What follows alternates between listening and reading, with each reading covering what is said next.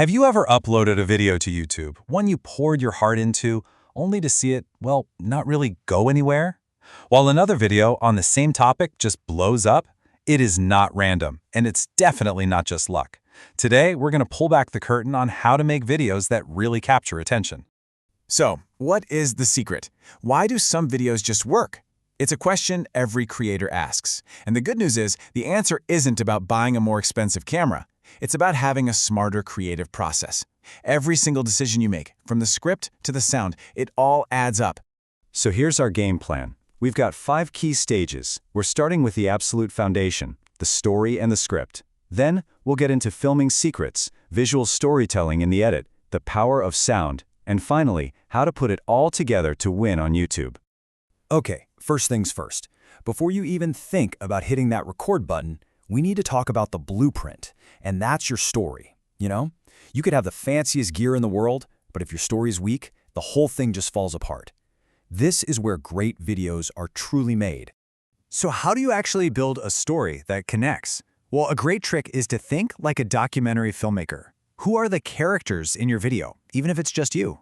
What's the universal idea you're tapping into? And maybe the most important question of all, why does this need to be a video? Show your audience, don't just tell them things, make them feel it. And that brings us to the script. This advice from Columbia University just nails it. You're not writing an essay for your English teacher. You're starting a conversation. Your script is the bridge that connects your idea to the person on the other side of the screen. And if you want to write a great conversational script, just follow this simple process. Number 1, be ruthless with your edits. If a word isn't necessary, cut it. 2, read your script out loud. Seriously. If it feels weird coming out of your mouth, it's going to sound even weirder to your audience. And 3, get feedback. A friend can spot awkward phrasing you've missed a dozen times. All right, our script is done. It's feeling good. Now it's time for the really fun part, getting on camera. In this section, we're going to get into some simple secrets that make your videos look super professional without needing a Hollywood budget. Want to know the single fastest way to level up the quality of your video? It's not your camera, it's your lighting. Now, pros have these complex setups, but honestly, you can get a fantastic look with just one main light, your key light. The secret is all in the placement. Put it about 45 degrees to your side and a little bit above your eye line. That's it. It creates this nice, soft shadow that adds depth and just makes everything look better. Here's another subtle but powerful trick, where your subject is looking. Staring directly into the camera lens, that feels direct, almost presentational. It's perfect for a tutorial where you're talking straight to the viewer. But if you have them look just slightly off to the side of the camera, maybe at you, the interviewer, suddenly it feels less like a speech and way more like a natural, relaxed conversation. Okay, the filming is done. You've got all your clips. Now the magic really happens. We're heading into the edit. This is where you take all that raw material and shape it into a story that grabs your audience and doesn't let go. All right, stick with me on this one, because it might sound a little strange, but what can data charts and graphs teach us about video editing? The answer, surprisingly, is almost everything. See, the same design principles that make a chart easy to understand are the exact same principles that make a video engaging. It's all about guiding the viewer's eye. Let's just steal some secrets from the world of data visualization, shall we? First, use predictable patterns. We read left to right, so organize your visuals that way. Second, use color with purpose. Keep your palette simple. Third, remember that our eyes naturally go to the top left of a screen first. Put your most important stuff there. And finally, don't clutter the frame. Less is almost always more. And hey, if you want to find a unique visual style for your video but don't want to spend days learning color grading, AI tools are a total game changer. With just a click, you can give your footage a cyberpunk look, an anime style, or a warm 80s vibe.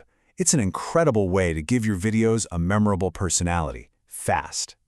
We spend so much time making sure our videos look good, but I'm going to let you in on a secret. What your audience hears is often even more important. Sound isn't just a technical thing to check off a list, it's a scientific tool for making your message stick. Okay, there's this scientific term called multimodal cues, but I just call it the triple threat. Here's how it works. When your brain gets information in 3 ways at once, let's say you hear a word, see that word as text on screen, and see a visual that represents it, it pays way more attention. Those bonus words are literally wired into our brains to be more memorable.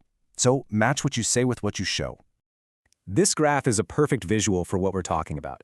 It tracks a speaker's voice, and each one of those red dots is a moment where their pitch changed to add emphasis.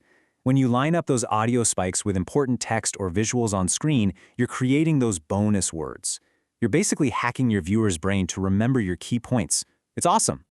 Of course, finding good music and sound effects without getting a copyright strike is a huge headache for creators. So, here are a few fantastic resources.